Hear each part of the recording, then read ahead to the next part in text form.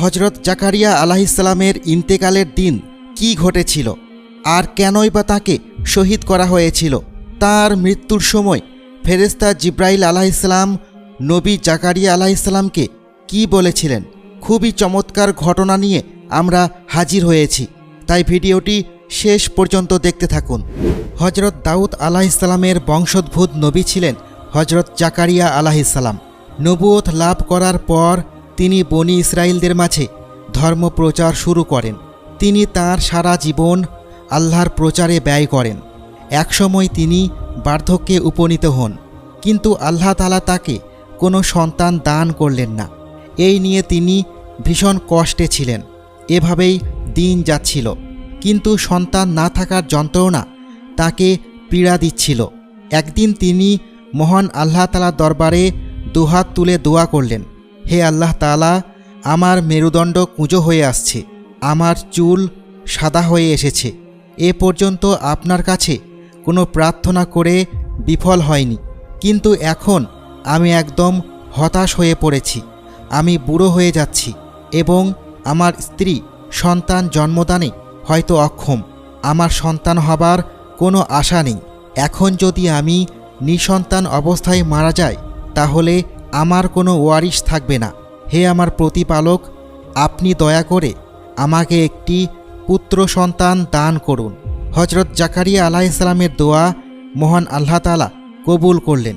তিনি জাকারিয়া আলাইহিসসালামকে সুসংবাদ দিলেন, হে জাকারিয়া, সুসংবাদ গ্রহণ করো, তোমাকে ইয়াহিয়া নামক একজন পুত্র সন্তান প্রদান করা হবে।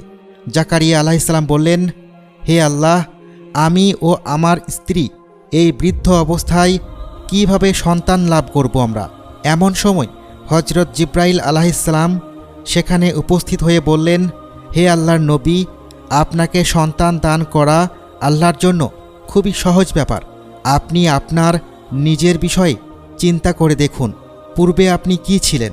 একসময় আপনার কোনো অস্তিত্বই ছিল না, কিন্তু একসময় আপনি আল্লাহর ইচ্ছায় হাত, পা, চোখ, কান এবং অন্তর্ধারী মানুষ হিসেবে অস্তিত্ব প্রাপ্ত হলেন। হজরত জাকারিয়া আলাইহিসসালাম চিন্তা ভাবনা করে দেখলেন। তিনি আল্লাহ তাআলাকে পুনরায় প্রশ্ন করলেন, হে আল্লাহ তাআলা, জিব্রাইল আলাইহিসসালামের কথা শতভাগ সত্য, কিন্তু তবুও আমার মন মানছে না। আপনি আমাকে এর কিছু নিদর্শন দেখান। এবার আল্লাহ তাআলা বললেন, হে জাকারিয়া, তুমি 3 দিন 3 রাত কোনো লোকের সঙ্গে কথা বলতে পারবে না। এই নির্দিষ্ট সময় তুমি নির্বাক হয়ে থাকবে। কিছু প্রয়োজন হলে হাত এবং মাথা দ্বারা কেবল ইশারা করতে পারবে। এরপর কিছুদিন অতিবাহিত হলো। হজরত জাকারিয়া আলাইহিসসালামের স্ত্রীর ঋতুস্রাব দেখা দিল। অতঃপর তারা মিলিত হলেন। এই মিলনের ফলে তার স্ত্রীর গর্ভে সন্তান এলো। এরপর যথাসময়ে তার স্ত্রী একটি ফুটফুটে সুন্দর পুত্র সন্তানের জন্ম দিলেন। হজরত জাকারিয়া আলাইহিসসালাম আল্লাহ তাআলার নির্দেশে উক্ত পুত্রের নাম রাখলেন ইয়াহিয়া। আল্লাহ তাআলা শিশুর অন্তরে তার খাস নূরের অপূর্ব বৈশিষ্ট্য দান করলেন। ইয়াহিয়া শিশু অবস্থায় 4 বছর পর্যন্ত গৃহের অভ্যন্তরেই ছিলেন। তিনি এর মাঝে একবারও বাহিরে যাননি। এমনকি যখন কৈশোরে পদার্পণ করলেন তখনও সমবয়সীদের সঙ্গে খেলাধুলা থেকে বিরত থাকলেন।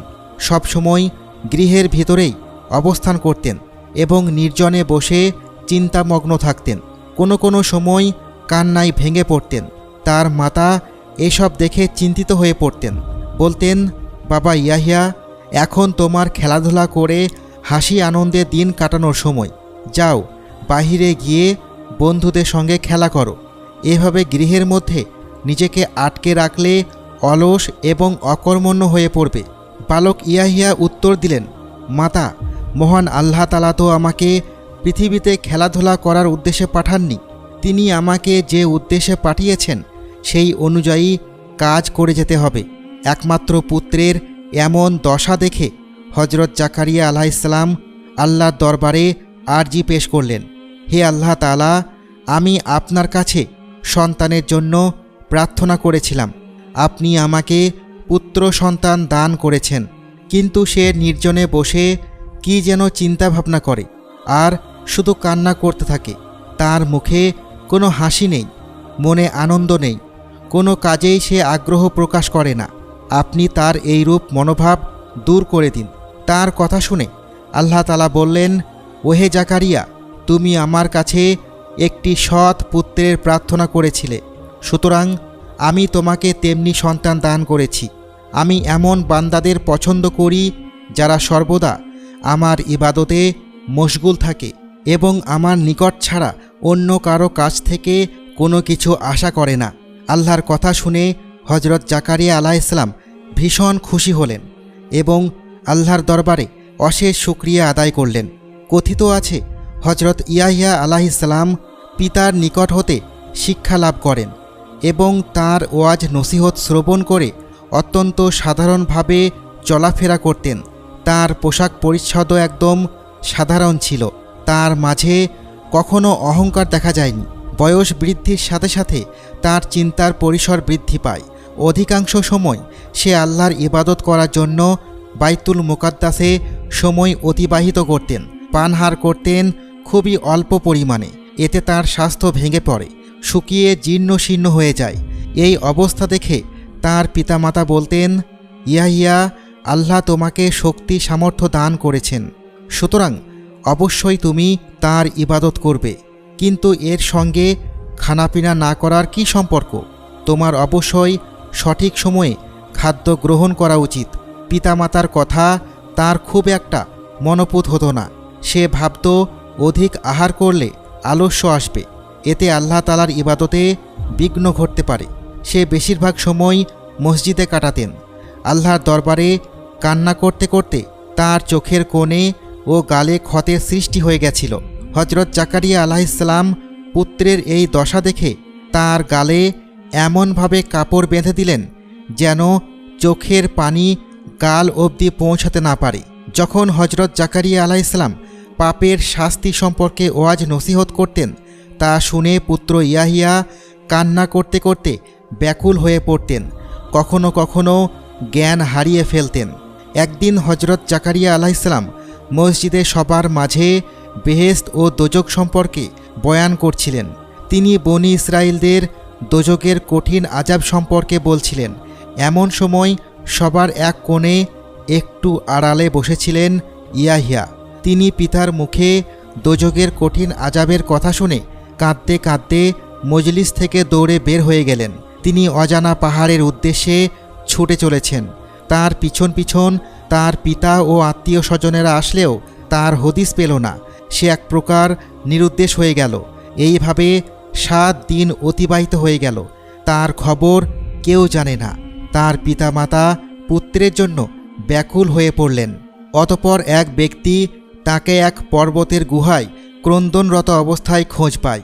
তৎক্ষণাৎ তার পিতামাতাকে অবগত করা হয়। তার পিতামাতা এসে দেখতে পায় ইয়াহিয়া অবিরামভাবে কান্না করে যাচ্ছে। তাকে তার মাতা কোনোভাবে বুঝিয়ে পাড়িয়ে নিয়ে আসলেন, কিন্তু তার কান্না কিছুতেই বন্ধ হচ্ছিল না।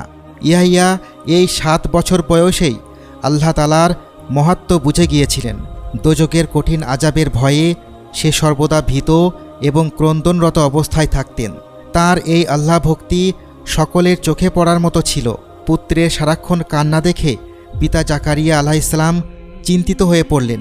একদিন তিনি পুত্রকে কাছে ডেকে বললেন, হে পুত্র, তুমি কেন সবসময় কান্না করো? জবাবে ইয়াহিয়া বললেন, হে পিতা, দোজকের আগুন নিভানোর জন্য কোনো কিছুর ব্যবস্থা করতে পারছি না। যদি চোখের পানিতে কিছুটা তার যোগান দেওয়া যায়, এজন্যই আল্লাহর দরবারে সবসময় আশ্রয় প্রার্থনা করি। হজরত জাকারিয়া আলাইহিসসালামের জামানায় বনি ইসরাইল সম্প্রদায় চরমভাবে আল্লাহ তাআলার বিরুদ্ধে চলে যায়। তার দ্বীন ও শরীয়তের কথা ভুলে যায়। আল্লাহর নবী জাকারিয়া আলাইহিসসালাম তবুও তাদের সঠিক পথে ফেরানোর জন্য আপ্রাণ চেষ্টা চালিয়ে যায়। ফলে বনি ইসরাইল সম্প্রদায় তার ঘোর শত্রুতে রূপান্তরিত হয়। তার নবীর প্রাণনাশের জন্য পরিকল্পনা করে। একদিন হজরত জাকারিয়া আলাইহিসসালাম এক মাঠের মধ্যে মজলিসে ওয়াজ নসিহত করছিলেন। হঠাৎ সেখানে একদল দুর্বৃত্ত উপস্থিত হয়। তারা অস্ত্রে সজ্জিত করল। তিনি বুঝে গেলেন তারা এখানে তাকে হত্যার জন্য উপস্থিত হয়েছে। হজরত জাকারিয়া আলাইহিসসালাম প্রাণ হারানোর ভয়ে দৌড়াতে শুরু করলেন। শত্রুরাও তাকে ধাওয়া করল।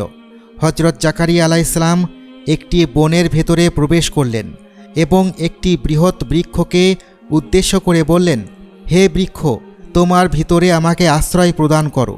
তার কথা শোনার সঙ্গে সঙ্গে বৃক্ষটি দুই ভাগে বিভক্ত হয়ে গেল। জাকারিয়া আলাইহিসসালাম তার ভিতরে প্রবেশ করল এবং বৃক্ষ পুনরায় পূর্বের অবস্থায় ফিরে গেল, কিন্তু তার পরিধানকৃত কাপড়ের একটা অংশ বৃক্ষের বাহিরে রয়ে গেল। তিনি বৃক্ষের মাঝে নিজেকে লুকিয়ে রাখলেন। অন্যদিকে তাঁর শত্রুগণ পুরো বন তাকে তন্ন তন্ন করে খুঁজছিল। তখন ইবলিস শয়তান মানুষের বেশে সেখানে উপস্থিত হলো। ইবলিস সবাইকে উদ্দেশ্য করে বলল, তোমরা কি জাকারিয়াকে খুঁজছ? কিন্তু তোমরা কিভাবেই বা তাকে খুঁজে পাবে? সে যে মস্ত বড় একজন জাদুকর। আমি তাকে এইমাত্র এক বৃক্ষের মধ্যে প্রবেশ করতে দেখেছি। কিন্তু লোকেরা তার কথা বিশ্বাস করতে চাইল না। এও আবার সম্ভব নাকি? একজন মানুষ কিভাবে বৃক্ষের মাঝে প্রবেশ করতে পারে? ইবলিস বলল, তোমরা আমাকে বিশ্বাস করছো না, কিন্তু আমার কথার সত্যতা রয়েছে। সে সবাইকে ওই বৃক্ষের নিকট নিয়ে গেল এবং জাকারিয়া আলাইহিসসালামের কাপড়ের অংশ দেখিয়ে বলল, এই দেখো আমার কথার প্রমাণ। লোকেরা এটা দেখে বিস্ময়ে হতবাক হয়ে গেল। অতঃপর তারা একটি বড় করাত এনে গাছটি দুখণ্ড করতে লাগল। এই বিষয়ে পবিত্র কুরআনে এসেছে, কাফেরদের করাত যখন গাছটিকে চিরে জাকারিয়া আলাইহিসসালামের মাথার কাছে গিয়ে ঠেকল এবং মাথা চিরতে শুরু করল, তখন জাকারিয়া আলাইহিসসালাম প্রবল যন্ত্রণায় চিৎকার করতে লাগলেন। ঠিক এমন সময় জিব্রাইল আলাইহিসসালাম এসে বললেন, হে আল্লাহর নবী জাকারিয়া, সাবধান, আপনি কোনোরূপ আওয়াজ কিংবা চিৎকার করবেন না, ধৈর্য ধরে থাকবেন, না হলে আল্লাহ তাআলা নবুয়তের দপ্তর হতে আপনার নাম মুছে ফেলবেন। পক্ষান্তরে আপনি ধৈর্য এবং সবুরের ফজিলত হতেও বঞ্চিত হবেন। তখন আপনার সব কিছু বরবাদ হয়ে যাবে। হজরত জাকারিয়া আলাইহিসসালাম আল্লাহর নবী হয়েও তিনি আল্লাহ তাআলার কাছে প্রার্থনা না করে একটি বৃক্ষের নিকট সাহায্য চেয়েছেন, যা মারাত্মক ভুল হয়েছে। জিব্রাইল আলাইহিসসালাম বললেন, কোনো গাছ আপনাকে সাহায্য করতে পারবে না। আপনি গাছের কাছে সাহায্য চেয়ে ভুল করেছেন। তার শাস্তিস্বরূপ কাফেররা আপনাকে করাত দিয়ে দ্বিখণ্ডিত করে ফেলবে। এ সময় যদি আপনি ধৈর্য ধারণ করতে পারেন, তাহলে মহান আল্লাহ তাআলা আপনাকে ক্ষমা করে দিবেন। কিছু সময়ের ভেতরে কাফেরগণ হজরত জাকারিয়া আলাইহিসসালামের দেহকে দুই ভাগ করে ফেললেন। তিনি টু শব্দ পর্যন্ত করলেন না। আল্লাহর নাম জপ করতে করতে তিনি শাহাদাত বরণ করলেন। পিতার মৃত্যু সংবাদ শুনে ইয়াহিয়া ইন্না লিল্লাহি ওয়া ইন্না ইলাইহি রাজিউন পাঠ করলেন। আল্লাহ তাআলা তাঁকে জান্নাত দান করুন, আমিন।